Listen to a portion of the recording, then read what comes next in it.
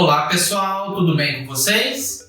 Para quem não me conhece, meu nome é Leonardo, sou professor na Analise e na aula de hoje nós vamos começar a falar mais a fundo do ciclo do experimento. Nessa aula específica, eu vou te mostrar como que você deve fazer a escolha da sua área experimental para experimentos de campo. O que você deve considerar, o que é importante, o que não é. Então, sem mais delongas, bora para a aula!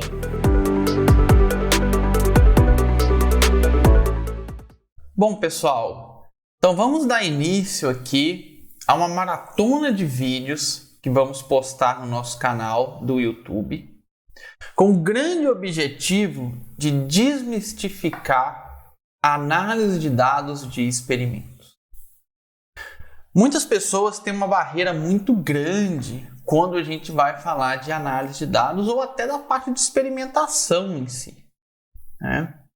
E isso, às vezes, trava o pesquisador de conseguir coisas muito maiores.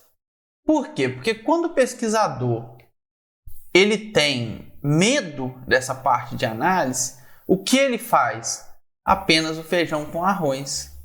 E quando eu digo feijão com arroz, não apenas na parte de análise, mas também na parte de experimentação.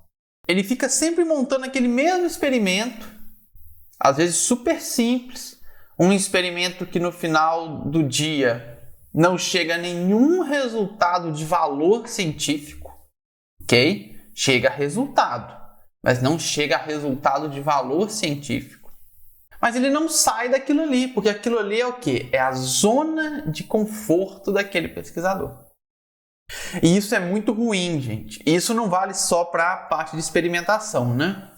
Ficar na zona de conforto é muito cômodo, mas é muito perigoso para a sua carreira.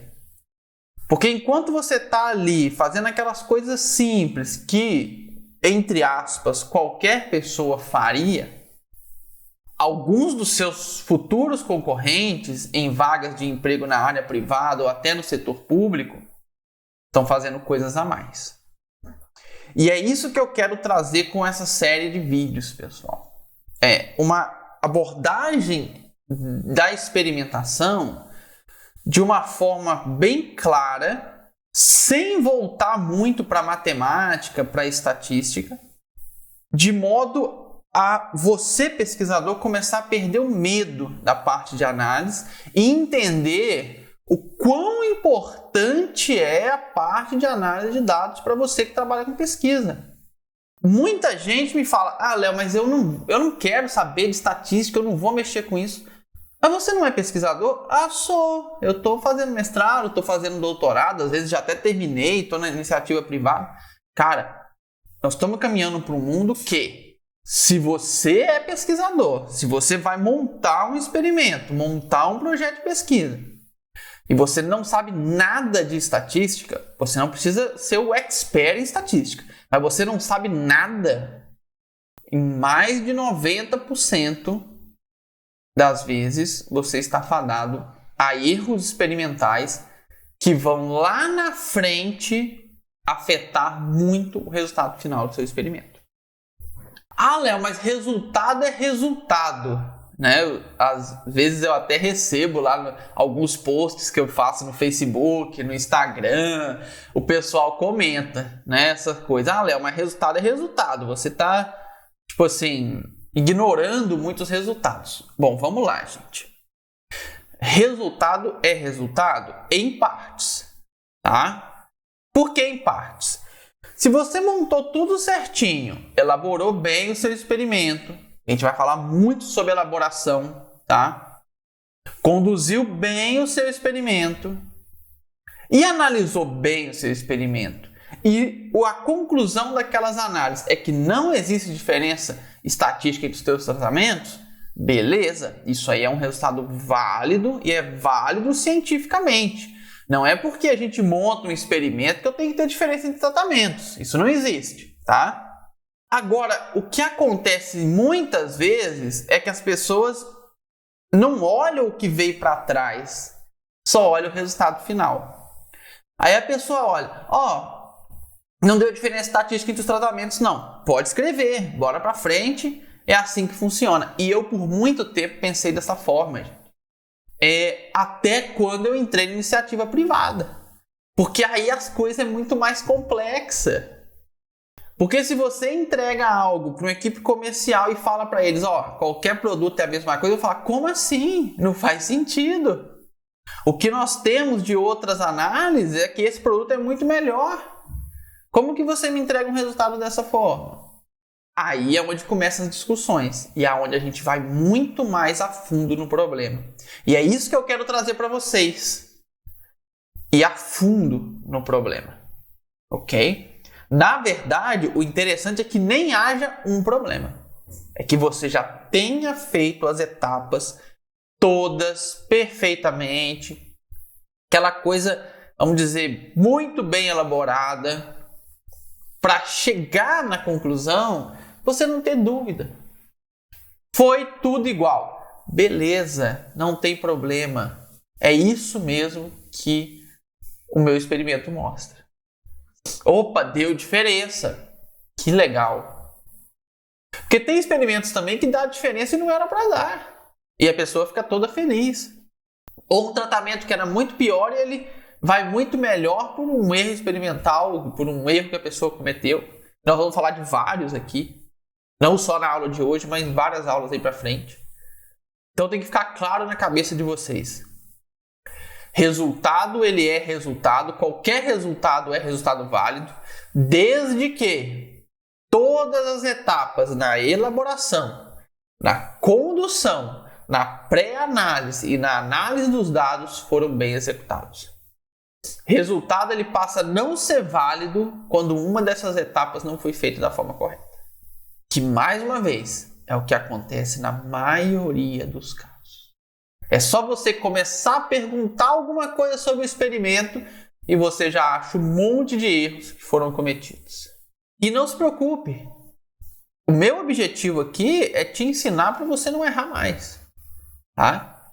E mais uma vez, eu não vou falar aqui de análise, eu não vou falar de matemática, não vou falar de estatística. Posso citar alguma coisa, mas eu não vou entrar naquelas fórmulas não, gente. Esse quadro nosso aqui, nós vamos falar de coisas práticas, tá? O objetivo é trazer informações práticas do que você deve fazer. E hoje nós vamos começar a falar sobre a escolha da área experimental para experimentos de campo. Então você, que é engenheiro agrônomo, engenheiro florestal, médico veterinário em alguns casos, zootecnista em alguns casos, para algumas situações de experimento de vocês, biólogo, trabalha aí com plantas daninhas, com doenças de plantas, de um modo geral, parte de alimentação animal, ecologia. Então você que trabalha nessas áreas, e desculpa alguns que eu possa ter esquecido, você que trabalha com experimento de campo, onde principalmente a questão de solo e a questão de tempo, umidade, temperatura, influencia nos seus dados, essa aula aqui é muito importante para você.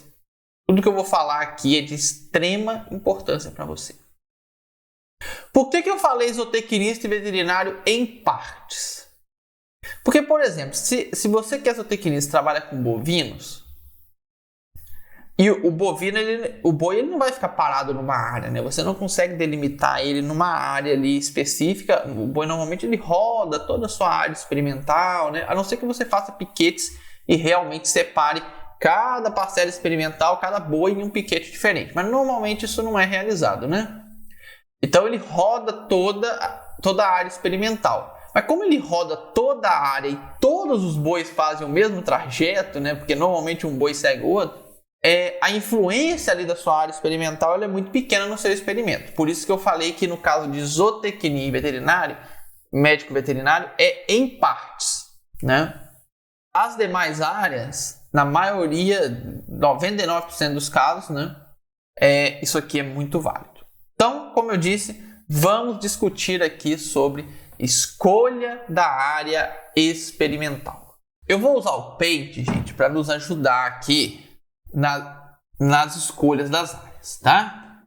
Eu vou fazer alguns desenhos, né? Mais uma vez, eu não sou desenhista, tá, gente? Mas eu preciso utilizar aqui uma ferramenta que nos ajude aqui para vocês realmente visualizarem tudo que nós precisamos fazer.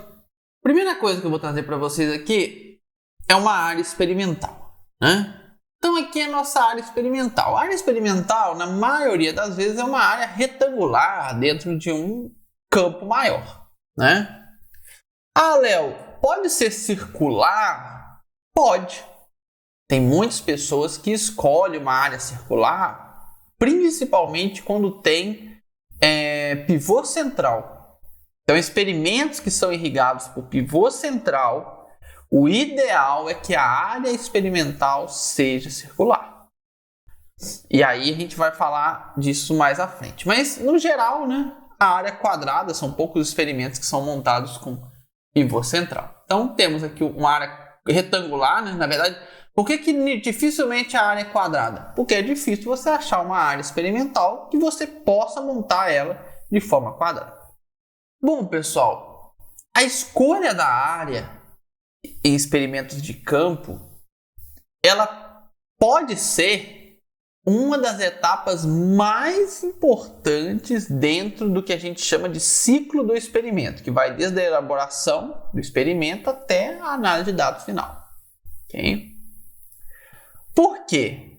Porque experimentos de campo, nós temos uma variação aqui dentro que pode ser muito grande. E quanto maior a sua área experimental, maior é essa variação. Quem vai montar um experimento pequenininho, Léo, tem 5 tratamentos, 4 repetições, são 20 parcelas, é uma planta por parcela. Não, aí a sua área experimental é minúscula, né? É um experimento muito pequeno.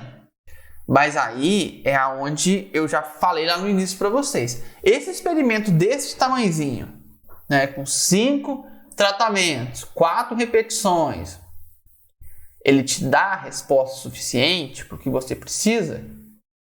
Ah, Léo, me dá sim. Né? Eu estou testando os principais checks de tratamentos, né, as principais testemunhas, estou testando o meu tratamento, tem um número de repetição razoável, beleza? Se você acha que sim. Porque quando a gente vai montar, mas aí isso aqui a gente vai falar mais em outra aula, que é a questão da escolha de tratamentos, né? A gente tem que tomar muito cuidado também na escolha de tratamentos para não ficar escolhendo um tratamento que não tem nada a ver com o seu experimento, tá? Mas isso a gente fala numa próxima oportunidade. Hoje a gente vai focar aqui. Então, assim, se a sua área experimental ela é muito pequena, você não tem que preocupar muito com a questão de solo, né? Essa questão da variação de solo, porque numa área pequena realmente essa variação vai ser mínima, né? Então, quem monta experimentos pequenininhos ali, muita gente pergunta, Léo, mais de 90% dos experimentos a campo é DBC, eu posso realizar em DIC? Se o seu experimento é muito pequeno, a chance de ter uma influência grande ali, ela é bem baixa, né? Então, você pode trabalhar com o DIC sem nenhum problema também, né? Quem não conhece esses termos, DIC, DBC, mais para frente nós vamos falar um pouco disso também. Mas a gente já tem aulas, né, falando sobre isso aqui no nosso canal do YouTube, tá bom? Então você pode ir lá e checar essas aulas também. Aí são aulas um pouco mais teóricas, mas a gente vai falar disso um pouco mais na prática, mais para frente, tá bom? Bom, então pessoal, o que as pessoas têm utilizado muito, e principalmente você que já é pesquisador, vale muito a pena você começar a olhar essa área. São as imagens NDVI, ok? Então, imagens NDVI são imagens de satélite, tá? Que pegam toda a sua área e você vai ter fotos dessa área ao longo de algum tempo, né? Então, eu não lembro lá a frequência, mas sei lá, de 6 meses tem uma foto de satélite, 3 em 3 meses, alguma coisa assim. E aí, pessoal, baseado na vegetação daquela área, na cor da vegetação, essa coisa toda, você consegue verificar aonde você tem uma área o mais homogênea possível e tentar plantar naquela área, ok? Então, o uso de imagens de satélite para a escolha de áreas hoje já é adotado em grandes empresas e a tendência é que no futuro isso seja utilizado para praticamente todos os experimentos. É claro que eu acredito que essas imagens têm um custo e se você vai montar um trabalho de mestrado, por exemplo, eu entendo que não tem como trabalhar com esse tipo de imagem. Mas você que está aí já numa empresa, talvez nunca ouviu falar sobre imagem NDVI, eu posso até depois gravar uma aula em relação a isso, se vocês acham que é importante, deixa nos comentários. Ah, Léo, explica mais sobre imagem NDVI, mostra alguns exemplos. Então, assim, é muito legal, é muito utilizado em grandes empresas e a tendência é cada vez a gente utilizar mais imagens para tomada de decisão. Até porque a gente hoje consegue unir imagem e machine learning, né? E aí é onde a gente chega num mundo perfeito, não perfeito, né? Mas num mundo muito melhor dentro da análise de dados, dentro da experimentação, que é a machine learning escolher ali a nossa área, né? Baseado em imagens de satélite. Então não tem mão humana mais. A gente está tirando a mão humana do achismo, né? Porque a gente escolhe uma área hoje por achismo. Se eu chegar numa área... E aí, gente, eu estou falando de experimentos grandes, tá? Aqueles experimentos de 10, 15 hectares. Eu chego numa área, eu vou olhar para ela e vou falar, o experimento é aqui. Eu não consigo nem ver a área toda do experimento, né? Então a gente tem aí erros que são muito grandes dentro dessa parte. Então, se possível, usar imagem. Comecem a pesquisar em relação a imagens NDVI ou outro tipo de imagem. Não precisa ser só NDVI, não. Estou falando de NDVI porque ela é mais famosa. Mas tem outros, tá? Não é só ela. Podem ficar à vontade aí para olharem essa questão. Tá bom? Beleza. Aí, uma vez escolhida a área, a primeira coisa que você tem que checar é o seguinte. A minha área é toda homogênea? O meu experimento é pequeno, a minha área é homogênea. Beleza. Léo, meu experimento é grande. Léo, eu vou gastar em torno de 10 hectares para montar o meu experimento de campo. Opa, 10 hectares é bastante. Se eu estou no Mato Grosso, então vocês aí, né, do Mato Grosso, do Goiás, né, onde a área de vocês é extremamente plana e homogênea. Então tem grande chance daqueles 10 hectares ser extremamente homogêneo, né? Vou ter ali tudo plano, né? Bonitinho. Se eu fizer análise de solos, vai dar muito parecido. E aí um ponto importante, gente. Vale muito a pena você fazer análise de solo em vários pontos. Se você tem, né, financeiramente possibilidade de fazer isso, não faz análise de solo de um ponto só, não, se a sua área experimental é grande. Faz de vários pontos. Léo, por que eu faço de vários pontos? Primeiro, para verificar se realmente a área é homogênea.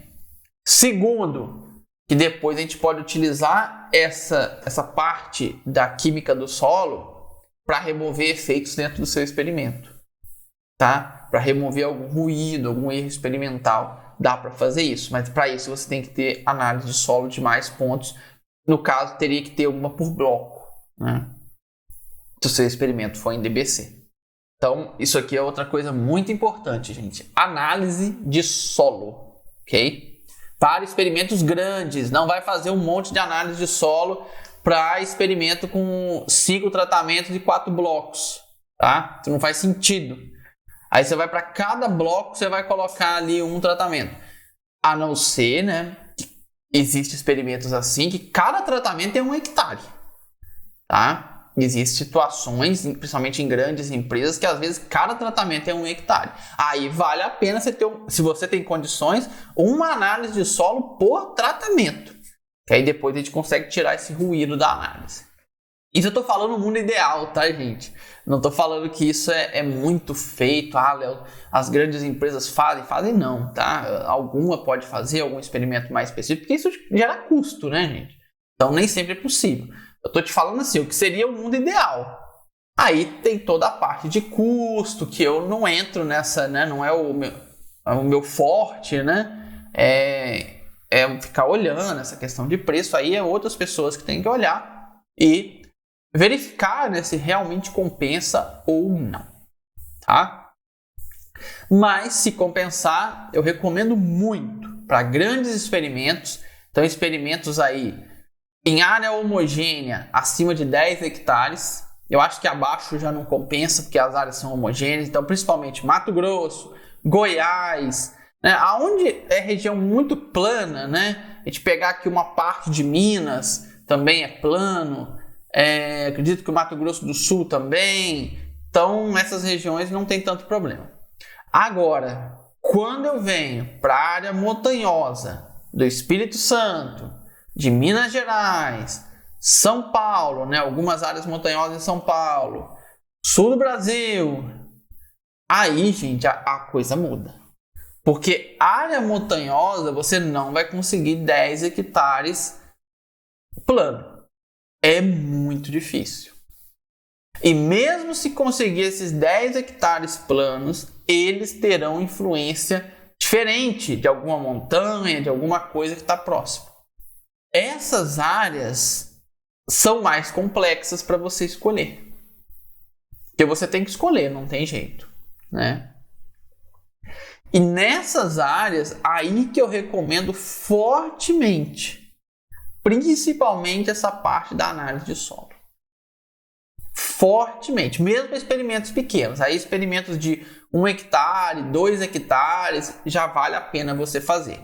Se possível, uma análise por bloco. Não precisa fazer uma análise por tratamento, tá? Uma análise por bloco. Então, se eu tenho 5 blocos, eu faço 5 análises dentro daquele bloco, né?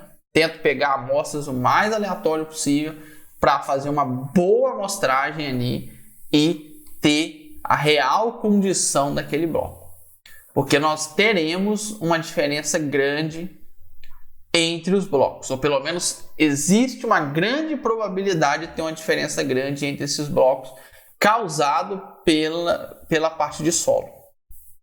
E aí, se a gente consegue... Léo, mas você já tem um efeito de bloco dentro do modelo. Para modelo simples, beleza. A gente pode trabalhar só com o efeito de bloco mesmo, fazer ali análise de variância, essas coisas.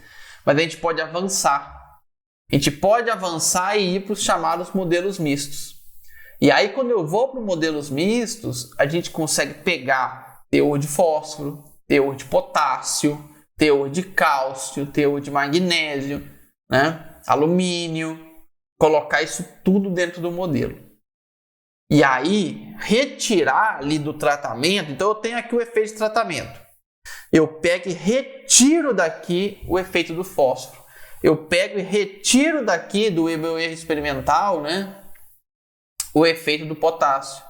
Pego e retiro daqui o efeito do cálcio. Isso vai fazendo o quê? Eu tenho um erro experimental aqui, esse erro vai só reduzindo. Por quê? Eu fui colocando mais coisas dentro do meu modelo, coisas que tinham efeito, né? Se o alumínio foi 0 para todo mundo, gente, você não vai colocar alumínio, né? Ele é tudo 0, não faz sentido. Mas se você vê alguns que têm efeito, nesse bloco o fósforo deu 3, mas no bloco tal o fósforo deu 15. Opa, tem uma influência muito grande de fósforo, então, dentro desse experimento. Vamos retirar essa influência, eu não estou avaliando o fósforo. Eu quero que tudo que é causado pelos fósforos esteja lá no efeito do fósforo, guardado lá. Não quero dentro do meu erro experimental, não. Senão o erro experimental fica desse tamanho. Aí aqui dentro tá efeito do fósforo, efeito do potássio, efeito do cálcio, efeito do magnésio. Quando eu retiro esse efeito, meu erro faz isso. Zup, e vem para cá. E aí, né, como vocês... alguns de vocês já devem saber, alguns vão ver em algumas aulas nossas aqui, se for mais nas nossas aulas teóricas, né, aqui dentro do nosso canal, vai encontrar lá que o erro experimental, né, ele é depois a gente chama ele de quadrado médio do resíduo, e ele é o denominador do teste F. Quanto menor esse erro, maior a probabilidade de você ter diferença estatística, tá? E isso vale para os modelos mistos também, vale em outras situações, ok? Então, gente, análise de solo, importantíssimo na hora da definição da sua área experimental. Utilizar imagens não é a realidade de todos, mas quem pode ser muito importante na hora da escolha de experimentos. Quem trabalha com cana, por exemplo, né? Dá aqui um exemplo para vocês. Canas são áreas muito grandes, né? Os experimentos de cana. Às vezes 1 hectare pode ser um único tratamento. Isso acontece também com milho e às vezes até com soja. Porque a gente na academia costuma muito com aqueles experimentos pequenininhos, né? Aquela coisa bem pequenininha. Ali que dá 100 metros quadrados, você faz um experimento 10 por 10, né? Uma área de 10 por 10, você já monta o seu experimento. Quando a gente vai para a empresa, gente, o mundo é completamente diferente. Experimento de 10 por 10 até existe em empresa, não estou falando que não existe não. Mas a maioria dos casos são experimentos muito maiores. Então, esses 2 pontos de início, pessoal, são importantíssimos, ok? Beleza. Então agora, aí eu vou apagar aqui, vou fazer um desenho aqui, gente. Vamos supor que aqui eu tenho uma montanha, ok? E aqui embaixo eu tenho um vale. Léo, essa é minha área experimental. Minha área experimental começa aqui e vem até aqui. Gente, quem tem que montar experimento em montanha, e eu sei que é a realidade de muitos, tá? Tem que se tomar um cuidado muito grande com a orientação do bloco. Então vamos lá. Primeiro, não dá para fazer um experimento em dique aqui. Não dá, ok? Nós temos uma diferença aqui de solos imensa de cada ponto aqui. Então não dá. Tem essa situação, seu experimento tem que ser em blocos. Léo, o que é o bloco? O bloco é quando eu divido o meu experimento em faixas. Tá? São várias faixas ali, onde dentro de cada faixa tem que ter todos os tratamentos. E dentro dessa faixa, todo o efeito do ambiente tem que ser homogêneo. Prestem atenção nessa frase. Tem muita gente que erra isso. Dentro da faixa, que a gente chama de bloco na estatística, né, a minha faixa experimental ali, dentro dessa faixa, eu tenho que ter todos os tratamentos. Tratamento 1, 2, 3, 4, 5, 6, até o número de tratamentos que você tiver. E dentro dessa faixa, tem que ser homogêneo. Isso às vezes é difícil entrar na cabeça do pesquisador. Porque ele fala, mas eu não quero ter diferença entre os tratamentos? Sim, entre os tratamentos é claro que nós queremos ter diferença. E para verificar essa diferença entre tratamentos, eu não posso ter efeito do ambiente. Eu não posso ter um fósforo de 15 no tratamento 1 e um fósforo de 1 no tratamento 10. A chance do tratamento 1 ir muito melhor é muito grande. Mas não porque ele é melhor do que o tratamento 10. Ele pode até ser. Mas a gente não tem certeza. Porque o que está influenciando é o fósforo. Entende? Então isso é muito importante, gente. A orientação que você vai montar essa faixa. Então eu vou explicar aqui bem direitinho para vocês. Bom, pessoal, quando chove, então aqui, né, nós vamos ter chuva nesse terreno. Voltar lá nas nossas aulas de solo, hein? Aula de solo, aula de conservação. Então, ó, choveu muito, parte dessa água vai infiltrar, mas parte dessa água vai escorrer. Concordam? Quando essa água escorre, ela leva todos os nutrientes e toda a matéria orgânica, talvez não toda, né, mas uma parte, daqui para cá. daqui para cá, até chegar aqui embaixo. Aí o que acontece depois de muito tempo, né? Nós não estamos falando de uma chuva, nós estamos falando de anos. O que acontece? Aqui é uma área extremamente fértil. Aqui é uma área extremamente pobre. Concordam? Se discordar, coloca nos comentários. Léo, eu não concordo. Se você não concorda, eu vou te pedir para fazer uma análise de solo aqui e uma análise de solo aqui e verificar a diferença entre eles. Pode ser que em alguns casos não ocorra, pouquíssimas situações. 99,9% das vezes aqui vai ser muito mais fértil do que aqui. A não ser que isso aqui é uma área de mata e você desmatou para montar um experimento. Que seria um absurdo, né? Aí eu não tenho nem o que discutir com você em relação à experimentação, né? Mas se você já é uma área cultivável, né? Principalmente se for cultivo de gramas, né? Para bovinos. Aí que a gente sabe que tem uma erosão, né? Uma lixiviação muito grande. E aqui vai ser muito mais fértil. Aqui, muito mais pobre.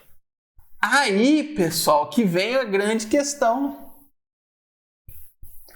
Tem gente que monta o bloco assim, ó. O bloco começa aqui embaixo. Ó, eu vou colocar embaixo da montanha assim, só para você entender, tá? O bloco começa aqui e sobe a montanha. Aí, o que acontece? Ele faz lá repetição, casualização, tudo bonitinho, casualizou. O T5 tá aqui. Aí tem vários aqui no meio, tá, gente? Mas eu não vou fazer todos, não. O T3 tá aqui, o T10 tá aqui. Aí o T10 tá lindo, né? É potássio puro nessa área, é fósforo puro, cálcio e magnésio tá ok, lá o 3:1. Nossa, que área espetacular. Aí você vem aqui pro T5. Pegou uma área sem fósforo nenhum, sem potássio nenhum. E quando chove, a água infiltra aqui, fica muito mais irrigado em T10, muito menos irrigado em T5. Ou o seu experimento não vai ter chuva. Aí eu irrigo, Léo. Mesma coisa. Se você irriga, a água vai cair daqui e vai vir para cá. Não é isso que acontece? A água infiltra, né? E em algum momento ela vai chegar aqui. E aqui vai ficar seco muito mais rápido. Ou você faz um cálculo extremamente rigoroso de irrigação, para irrigar aqui e aqui, fazendo aqueles cálculos de umidade, que eu duvido que você faça. Então, gente, isso aqui é um erro gravíssimo. Você nunca monta o seu bloco. Lembre-se, dentro do bloco, a parte ambiental tem que ser igual. Você nunca monta o bloco no sentido da montanha. Nunca. Porque aqui em cima vai ficar muito fraco a parte de fertilização e aqui embaixo vai ficar muito forte. A tendência é que os tratamentos que estiverem nessa região aqui sejam estatisticamente melhores do que os que estão nessa região aqui. Essa é a tendência. Mas não é porque esse tratamento aqui é melhor do que esse daqui. Ele pode até ser, talvez ele é. A questão ambiental vai só intensificar mais essa diferença. Mas talvez ele não era. E aí você vai jogar no mercado, você vai falar uma besteira muito grande com o seu experimento. E se for dentro de uma empresa, pior ainda. Você pode fazer a empresa perder muito dinheiro. Por quê? Você está respaldado em dados. Você montou o experimento. Montou. Diz você que montou. Você chama isso aqui de um experimento, né? Mas fazer o quê? Então você tem dados mostrando que o T10 é melhor do que o T5. E vamos supor, né? Vamos supor que isso aqui é diferentes tipos de milho. Nossa, o milho T10, né? O tratamento 10, ele é muito melhor. Ele produz 30% a mais do que o T5. Aí o produtor fala, opa, é esse milho que eu quero. Vou comprar então, vamos lá, vamos fechar negócio. Eu vou plantar minha área toda aqui de 1.000 hectares, todo com esse milho. Você falou que ele é o melhor, 30% a mais, nossa, eu vou ganhar dinheiro demais. Aí o produtor planta. Na hora que vem a colheita, o produtor não é bobo e com certeza ele manteve uma área de T5. Vamos supor que T5 já é algo bem comercial. Aí, no T5, ele produziu 10.000 quilos. E o T10 produziu 9. Ele vai vir para você, talvez não é nem para você, vai ser para a equipe comercial que passou essas informações. Você não é da área comercial, né? Mas ele vai vir igual um louco, bufando, falando, você tá maluco? Você me falou que T10 ia produzir 30% a mais, eu estava esperando 13.000 quilos e ele me retornou 9. Tomei um prejuízo imenso com vocês, vou processar a empresa. E processa e ganha, tá? E ganha, né? Na época eu trabalhei na Bayer, na Monsanto, na Bayer, né? A empresa nem arrumava problema. Já entregava o que o cara queria, um bônus, alguma coisa. Porque isso aqui é perda de causa, tá? Você falou algo que, segundo você, estava comprovado estatisticamente, e isso não apareceu no campo. Ok? Então, gente, às vezes a gente monta experimentos pequenos. Mestrado, doutorado, né? É muito bom para treinar. E quando a gente vai para a vida real, a coisa é muito mais perigosa. A sua responsabilidade ela é muito maior. Porque você pode vir quebrar a sua empresa com uma bobagem dessa. Com isso daqui. Com um erro experimental. Gente, mas eu rodei a análise estatística, eu coloquei repetição, eu tinha 8 repetições. 8 repetições montadas nesse sentido da montanha. Não adiantou de nada a sua repetição. Você só fez cagada na repetição. E ainda vai falar que não teve efeito de bloco significativo, né? Porque é o que vai aparecer na análise lá no final. Efeito de bloco não significativo. E aí você vai falar, né? Vai argumentar com seu chefe e tal. Provavelmente. Ou você vai receber assim, uma crítica muito dura, né? Vai perder credibilidade dentro da sua empresa. Ou o que acontece muitas vezes é, infelizmente, você ser mandado embora. Dependendo do tamanho dessa perda aqui, é que a gente espera que essa perda não seja enorme, mas dependendo do tamanho, o prejuízo que você der para sua empresa, por uma bobagem dessa, né? Eu falo bobagem, gente, porque é algo, é o início de tudo e as pessoas não prestam atenção nisso, né? Mas é simples, mas ao mesmo tempo é complexo, porque é muito simples eu falando aqui, né? Falando eu sei que ficou na cabeça de todo mundo. A hora que a pessoa chega lá no campo, ela não entende o que tem que ser feito. Se você tem dúvida, gente, procura um profissional que sabe aquilo. Ah, Léo, mas consultoria é muito caro. É interessante, né, que a gente paga R$700 numa consulta de um médico, que às vezes dura meia hora, e tem preguiça de pagar R$300, R$400 numa consultoria que pode resolver o seu problema, né? Por que isso? Porque o médico talvez vai deixar você morrer, mas uma consultoria bem feita na parte de análise também vai garantir o seu emprego e até pontos a mais, né, dentro da sua empresa. Porque já pensou se isso daqui realmente dá os 13.000 quilos e o seu chefe vai falar, nossa, Léo, que top, que top. Deu certinho o que você, né, falou que ia dar. O produtor está extremamente satisfeito e na próxima safra ele não vai plantar 1.000 hectares do T10, ele vai plantar 3.000. Então, gente, foquem muito naquilo que é importante para vocês, tá? O ideal é que você tenha esse conhecimento para você conseguir fazer. Mas se você tá com o pé atrás, pega uma consultoria. Não monta experimento sem ter certeza do que você está fazendo. Principalmente nessa parte da escolha da área. Então eu vou pegar aqui agora. Deixa eu ver aqui.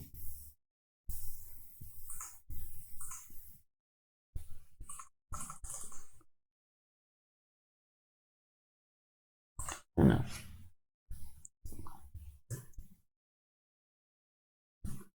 Pera aí. Deixa eu colocar aqui uma outra telinha, né, gente? Vou colocar um branco aqui de novo. Então, agora, pessoal, eu vou mostrar aqui para você a montanha vista de frente, tá?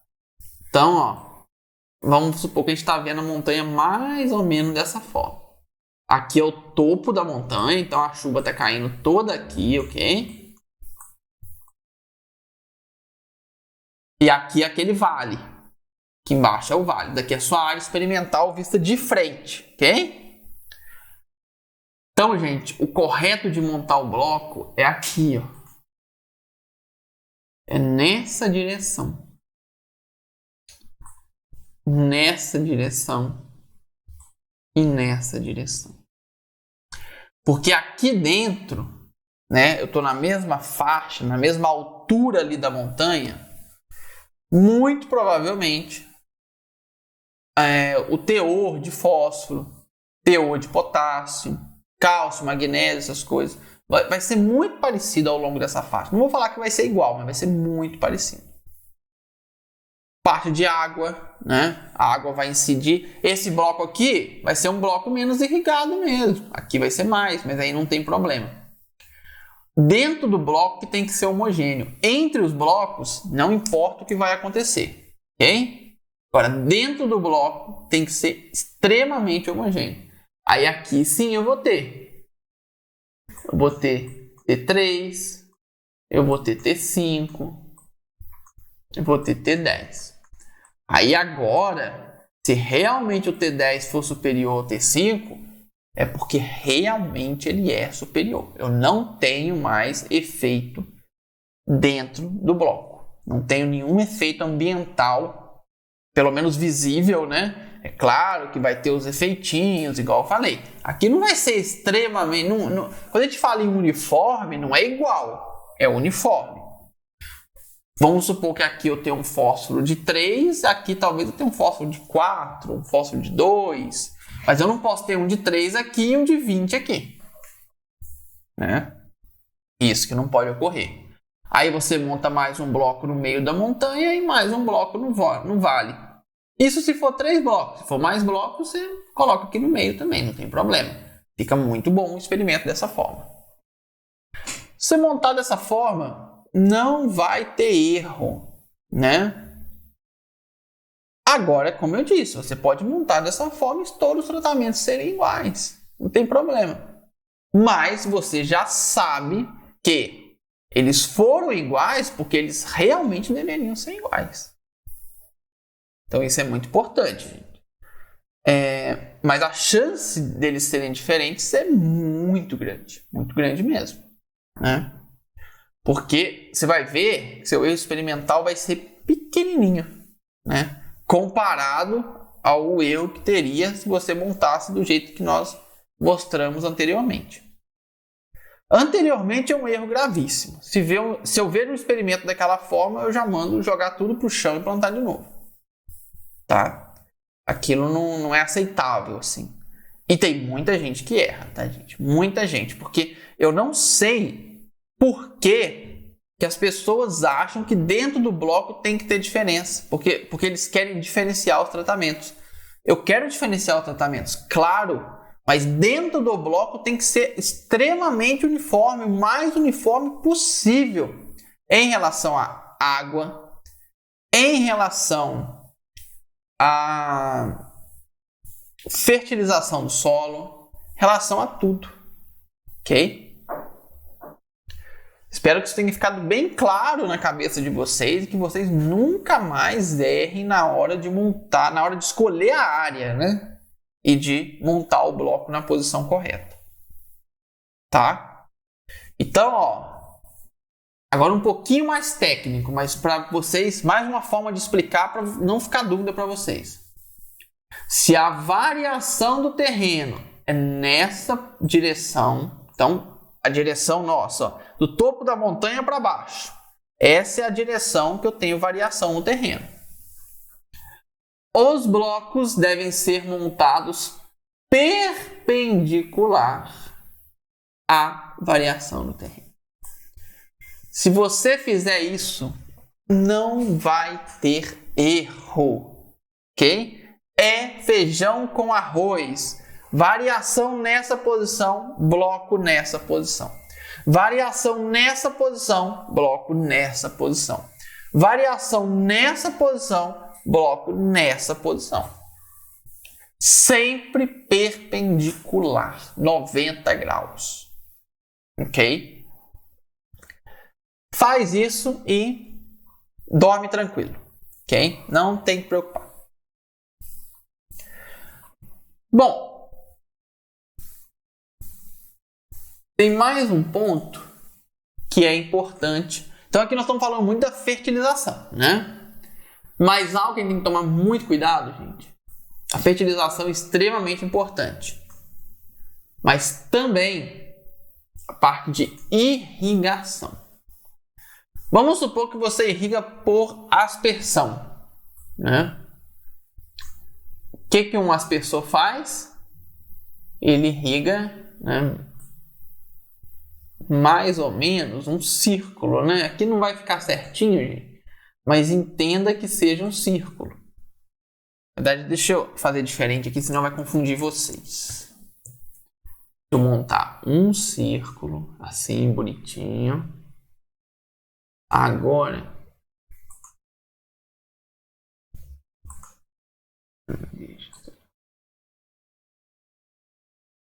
deixa eu ver.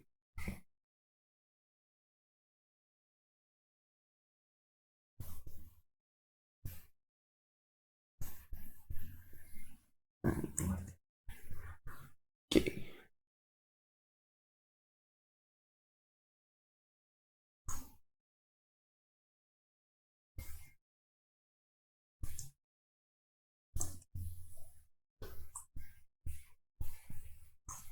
Então tá. Então vou montar assim mesmo, gente. Achei que daria para mostrar de uma outra forma para vocês. Eu vou montar assim, tá? Irrigação, gente, é algo extremamente importante quando a irrigação é por aspersão ou qualquer irrigação, né, que seja circular. Então, se for microaspersão, micro gotejamento, né, essa questão não tem que preocupar, porque aí vai ser planta a planta. Mas no caso, principalmente da aspersão, ele irriga de forma circular. E aqui pode estar um grande problema. Por quê? Você pode ter beiradas que fica sem ter irrigação dentro da sua área. Aqui eu exagerei, né? Normalmente não fica isso tudo. Mas pode ter beiradas que ficam. E pode ter locais que vai irrigar duas vezes. Não tem jeito. Ou você deixa a beirada, ou você deixa local que vai irrigar duas vezes. Se você deixa isso acontecer, na beirada, aquele experimento vai receber muito menos água, a tendência é crescer muito menos. Aonde recebe duas vezes, ou vai receber uma quantidade boa de água e vai crescer mais, ou vai receber muita água e pode vir uma doença fúngica, pode vir alguma coisa assim e prejudicar também o seu experimento. Então, o que você faz?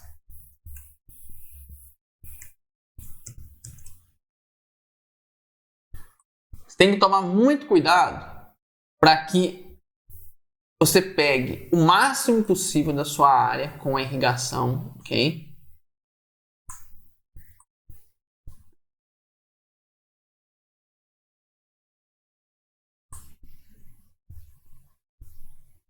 Não, peraí.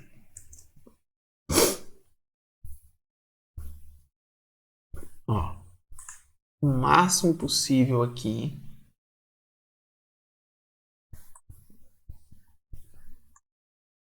tá? Aí aqui embaixo você faz a mesma coisa, ó. Peguei muito pra cá. Deixa eu pegar mais pra cá. Isso.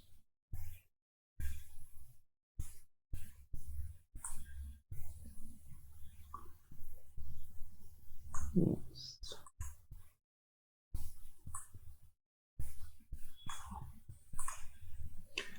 Então, gente, montar o sistema de irrigação é muito importante. Aí você vai falar, Léo, ficou falhas ainda e ficou áreas né, que vai ter aqui essas pontas. Aí o que você tem que fazer, gente? Isolar essas áreas. Vamos supor que o bloco seu está nessa direção aqui. Aí você vai pegar, vai tentar montar o bloco certinho, tá? Você pode até montar aqui assim, não tem problema, tá bom? Então coloquei, esse daqui é o nosso bloco, ok?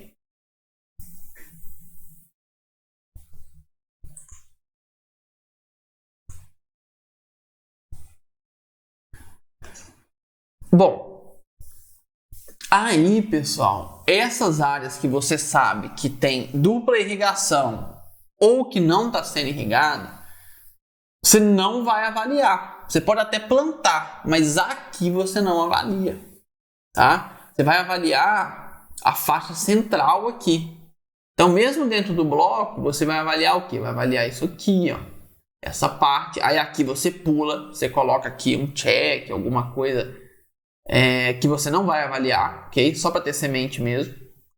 Aí aqui você planta de novo. Aqui você de novo. Aqui de novo. E aqui de novo. Para você não ter efeito da irrigação. Então, Léo, eu vou pular? Vai colocar checks aqui no meio. Né? E não vai ser avaliado esse check, não. É só para ter semente. Tá? Só para ter uma faixa contínua. Você vai avaliar. Então, os tratamentos vão estar aqui, aqui, aqui, aqui e aqui dentro do seu bloco. Nessas pontas aqui também, aí você pode colocar ou não semente. Você pode até pular, né, de um bloco para o outro. E o bloco terminar aqui, não tem problema. Mas se tiver, aqui também você não vai avaliar. Aonde tem dupla irrigação ou não tem irrigação nenhuma, porque sempre fica esses pontos cegos, não é para avaliar. Ok? E mais uma vez, gente, aqui eu estou falando de experimento grande, experimento que vai precisar de um monte de aspersor. Ok? Então, não é para experimento pequenininho, estou falando de coisas maiores, experimentos reais mesmo. Tá? Então, é interessante que você não avalie essas áreas, porque elas vão ter uma influência muito grande da irrigação, ou da não irrigação, ou da dupla irrigação. Léo, eu não irrigo meu experimento, é só chuva. Então, você não tem que preocupar com isso daqui. Mas vocês estão vendo, a pergunta que eu faço para vocês agora é a seguinte: vocês já pensaram nesses pontos que eu estou falando para vocês aqui hoje? Eu tenho certeza. Coloca nos comentários, por favor, depois que vocês assistirem essa aula, coloca nos comentários, Léo, eu nunca tinha pensado nesses pontos. Ou, Léo, eu já penso, já levo isso tudo em consideração. Só para eu ter uma ideia, eu acredito que mais de 50% não pensa naquela parte lá da escolha da área, tá? E acredito que mais de 90% de vocês nunca pensou na questão da irrigação. Que essa daqui realmente não é muita gente que pensa, não. Tá? A parte da área até que, né, já tá mais evoluída. Agora aqui, pouquíssimas pessoas. Tá? Então, pessoal, o que eu queria trazer para vocês nessa aula é isso. Espero que esse conteúdo ajude muito, muito você na escolha da área e esse início de condução do seu experimento. Nós vamos falar de muitos outros detalhes, mas os que eu trouxe aqui hoje são extremamente importantes. Então, se você gostou, curte esse vídeo, se inscreve no nosso canal, compartilha, né, com outros amigos, para a gente ver que realmente é importante, porque talvez eu acho que é importante e vocês vão falar, não, esse conteúdo não tem importância nenhuma pra gente. E aí eu não vou continuar essa série, né? Não faz muito sentido. Vocês precisam mostrar para mim que esse conteúdo é importante, para eu fazer novos conteúdos. Então, para vocês falarem isso, tem que comentar, tem que curtir, tem que compartilhar, tem que se inscrever no canal. Tá bom, pessoal? Então, por hoje é isso. Muito obrigado pela atenção de vocês e nos vemos no próximo vídeo.